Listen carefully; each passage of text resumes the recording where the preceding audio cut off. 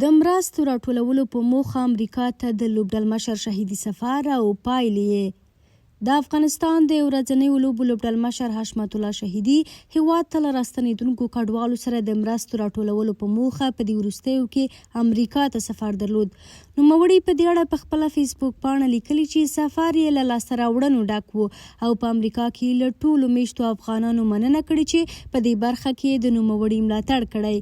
شهیدي وړاندې زیاته کړې چې د یادو مرستو د غوره ویش په تړاو یې ډېر فکر کړی چې آیا پر راستنېدونکو کډوالو یې په نغدي ډول وویشي، د اړتیا وړ خوراکي توکي پرې وپیري او یا یې هم په داسې څه ولګوي چې د دوی لپاره د اوږدمهال لپاره ګټور وي.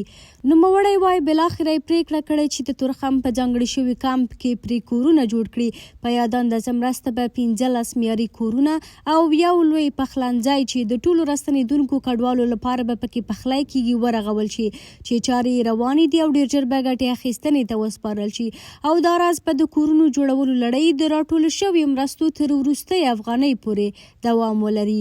دا په داسې حال کې ده چې په وروستیو کې د محمد نبي او راشد خان خیریه بنسټونو هم په هرات او له هرات وړاندې په خوست ولایت کې له زلزله ځپلو سره مرستې وکړې او دا راز یې له نړیوالو راټولې شوې مرستې هم د زلزله ځپلو لپاره ولګولې.